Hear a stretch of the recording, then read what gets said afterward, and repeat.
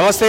ప్రస్తుతం మనతో AICC member and social activist Bakka Judson అన్న ఉన్నారు. సో మాట్లాడదాం, ఎందుకంటే జడ్సన్ అన్నకి రీసెంట్గా కాంగ్రెస్ పార్టీ నుంచి షోకాజ్ నోటీసెస్ కూడా వచ్చినాయి. అన్న చెప్పండి అన్న, ఎందుకు వచ్చినాయి మీకు కాంగ్రెస్ పార్టీ నుంచి షోకాజ్ నోటీస్?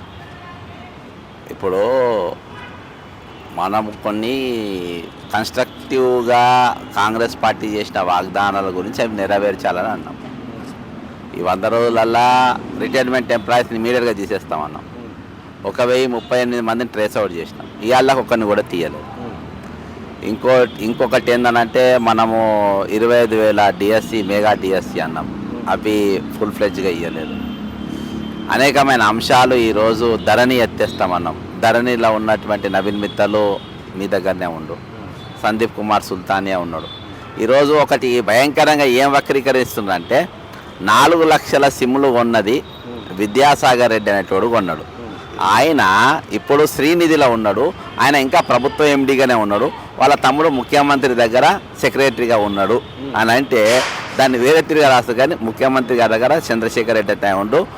4 లక్షల సిమ్ములు కూడా అన్నాడు. ట్యాపింగ్ అనేది అక్కడికెళ్ళి మొదలైంది. ఫోన్ ట్యాపింగ్ అనేది నేను హైదరాబాద్ సిపికి బాధాప్త కంప్లైంట్ ఇచ్చిన. కంప్లైంట్ చూసుకుంటే తెలిసిపోతుంది. ఇవన్నీ అన్నీ కలిపి ఏదో షోకాజ్ నోటీస్ ఇచ్చిండ్రు. అందులో అంశాలు పేర్కొనలే. అదే అంశాలు నేను అడిగిన, అసలు ఎందుకోసము అంటే చాలా కంప్లైంట్ అంటే ఏంది అది? ఉరిదిష్టని కూడా చాలా కంప్లైంట్ ఉన్నాయి కాబట్టి ఉరిదిష్టం అని అన్నారు కదా. ఆయన ఏమేమి నేరాలు చేసినా అవన్నీ రాస్తే నేను వివరంగా ఇస్తా అని చెప్పేసి వాళ్ళ రిప్లైకి వాళ్ళకు ఓ లెటర్ ఇందాక ఇచ్చిన. అయితే ఈరోజు అంతకు మించి దానికి మించి పార్టీ లైన్ల కాంగ్రెస్ అసలు యాంటీ పార్టీ యాక్టివిటీ అంటే ఏంది? ఓ క్యాండిడేట్కు టికెట్ ఇస్తే వాడిని ఓడగొట్టడం, వానికి ఓటు వేయొద్దని చెప్పడం, అది ఇది. అరే నేను బాజాప్తా ఆపోజిషన్ లీడర్లు అందరిపైన నేను షోకాజ్ నోటీసులు షార్ట్ షీట్లు రిలీజ్ చేసి ఒక్కొక్కరి మీద. రేపు కిషన్ రెడ్డి మీద కూడా తీయబోతున్నా షార్ట్ షీటు తీసి ఒక్కొక్క అభ్యర్థిని గెలుపు కోసం నేను నిరంతరం కృషి చేసిన. ఈరోజు అది యాంటీ పార్టీ యాక్టివిటీ అవుతుందా?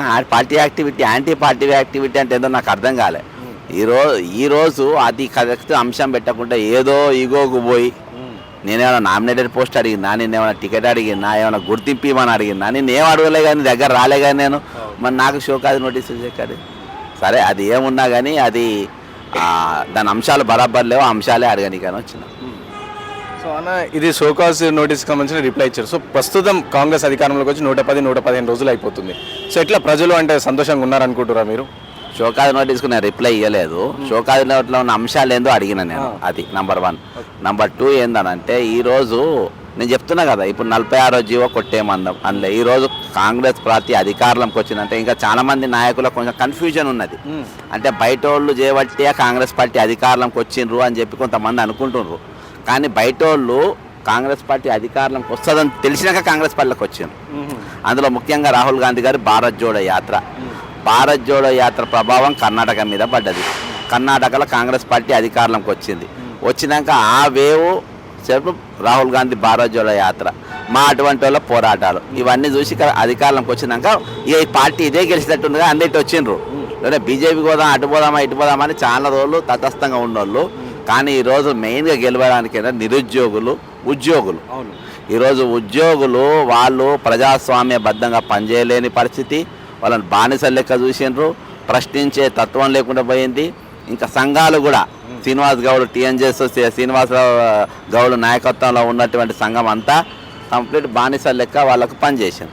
కాబట్టి ఈరోజు ఆ స్వేచ్ఛ అనేది ఈరోజు ఉద్యోగులు కానీ వీళ్ళు కానీ ఉన్నారు. కానీ ఉద్యోగులు అంటే వాళ్ళ ఉద్యోగం చేసుకుంటారు, ఇంకా వాళ్ళ ప్రమోషన్లు కానీ 317 జీవో రద్దు మీద కానీ రాలేదు. నిరుద్యోగులు ఉద్యోగులు వాళ్ళిద్దరు కష్టం ఫలితంగా ఈరోజు వచ్చింది.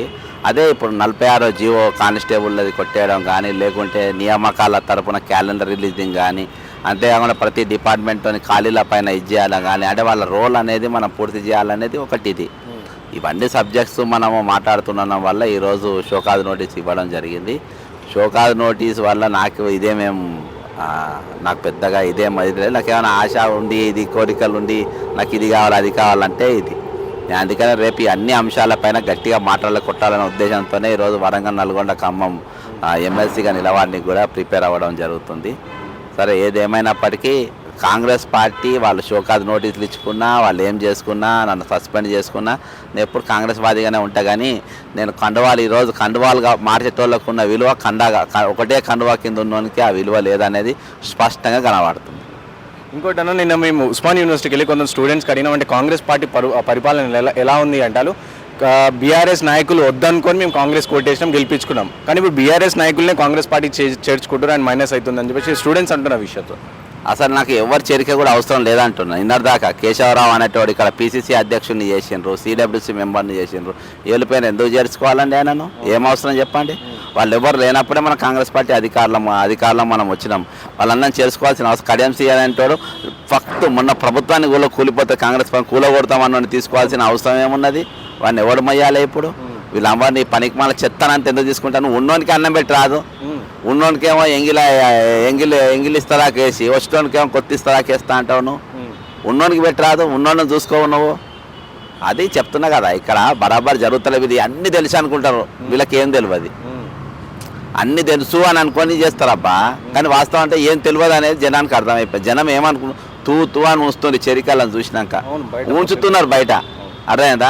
ఆ క్యాండిడేట్కి ఎంపీ టికెట్ ఇస్తే అక్కడ ఫ్లెక్సీ వేసుకున్న క్యాండిడేట్కు ఆడ వెనక చూపి ఫ్లెక్సీ వేసుకున్న క్యాండిడేట్కు టికెట్ ఇస్తే ఆయన విజయశాంతి మీద 4,000 ఓట్లతో ఓడిపోయాడు. అది కాంగ్రెస్ అధికారంలో కూడా పార్టీ మార్చి వెళ్ళిపోయాడు, కథం బయటికి వెళ్ళిపోయాడు. ఇప్పుడు ఆయన తీసుకొచ్చుకొని మళ్ళీ మన పార్టీలో చేర్చుకుంటారు. నీలమ్మద అనేటోడితో మళ్ళీ 3 సీట్లు ఓడిపోయింది. ఆ నీలమ్మదంతా ఎందుకు చేర్చుకోవాలబ్బా? కాడాసీన్ అనేటోడు ఓడిపోయాడు, జగ్గారెడ్డి ఓడిపోయాడు, నర్సాపూర్ ఓడిపోయింది. అసలు ఎందుకు చేర్చుకోవాలి? అమ్మనా బుద్ధులు తిట్టిండు దామోదర నరసింహన్ అయితే. కాంగ్రెస్ పార్టీని బండబూతులు తిట్టిండు. అసలు ఎందుకు చేర్చుకోవాలి? ఎంపీ టికెట్ అంటే ఏంది? వాల్యూ తెలుసా అసలు మీకు? వాల్యూ తెలుసా మీకు? అది దేనికే విలువలు లేకుండా వెళ్ళిపోయినాయి. రాజకీయాల విలువలేవు, పదవులకు విలువలేవు, టికెట్లకు విలువలు. అలా విలువలు లేకుండా ఎవరు పడితే వాళ్ళు వస్తూ ఉంటారు, పోతూ ఉంటారు. అది ఇంకోటి కొన్ని ప్రతిపక్ష పార్టీలు కూడా ఏం చెప్తున్నాయంటే రేవంత్ రెడ్డి మళ్ళీ ఎంపీ ఎలక్షన్స్ తర్వాత బీజేపీలో జాయిన్ అయిపోతారు అని చెప్పేసి ప్రతిపక్ష పార్టీలు అంటున్న పరిస్థితి. అది ఆయనే అడిగారు, అది ఉంటావా పోతావా అన్న. నీ గురించి ప్రతిపక్షాలు ఇట్లా అంటున్నాయి, నువ్వు బీజేపీలో ఉంటావా లేవా, నువ్వు చేసేటి అన్ని బీజేపీకి లాభంగా చేసేటట్టుగా ఉన్నాయి, కనబడుతున్నాయంట. ముఖ్యంగా చేవెళ్ళ కూడా అట్నే ఉందంట, మల్కాజ్ కూడా అట్నే ఉందంట. మాదిగలకు ఒక్క సీటు కూడా ఇవ్వడం వల్ల మోడీ చెప్పిందంట నీకు మాదిగల టికెట్ ఇవ్వకుంటే వాళ్ళంతా నాకే ఓట్లేస్తారని, అందుకని నువ్వు ఒక మాదిగ కూడా టికెట్ ఇవ్వలేదంట అని ప్రతిపక్షాలు అంటున్నాయంట అని నువ్వు పోయి అడిగారు. రాదబ్బా, నన్ను ఎందుకు అడుగుతున్నావు నువ్వు? ఇది ఆయన అడుగు, ఆయన స్పష్టంగా చెప్తాడు. ఆయన ఎందుకు మాదిగలకు ఎందుకు కట్ చేస్తున్నాడు, మాదిగల టికెట్లు ఎందుకు ఇస్తలేరు, నిజంగా ఇదంతా మోడీకి లాభం చేయనిక, మాదిగలంతా మోడీకి ఓటు వేయాలన్నా వేయొద్దన్నా అనేది ఆయన స్పష్టంగా చెప్పగలుగుతాడు.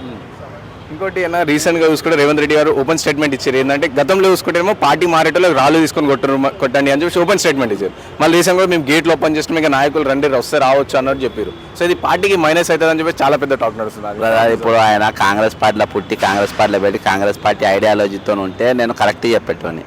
ఆయన మైండ్లో 3 ఐడియాలజీలు ఉన్నాయి. బీఆర్ఎస్ ఉండే, బీజేపీ ఉండే, టీడీపీ ఉండే, ఇప్పుడు కాంగ్రెస్, ఆర్ఎస్ఎస్ ఏమో ఇంకా నాకు తెలియదు. కానీ ఇన్ని ఐడియాలజీలు ఉన్నతో మాటలు నేను ఏం చెప్పగలుగుతా? ఒరిజినల్ కాంగ్రెస్ అయితే నేను దాని గురించి ఏమో క్లారిఫై చెప్పగలుగుతా. వీళ్ళ గురించి నేను ఎక్కువ చెప్పలేను, ఇంతకుమించి ఏం చెప్పలేను. 4 ఐడియాలజీ ఉందని చెప్పలేను. నాది ఒకటే ఐడియాలజీ, నేనైతే చేర్చుకునే అవసరం లేదని నేను చెప్తా. నా లైన్ అట్లుంటుంది.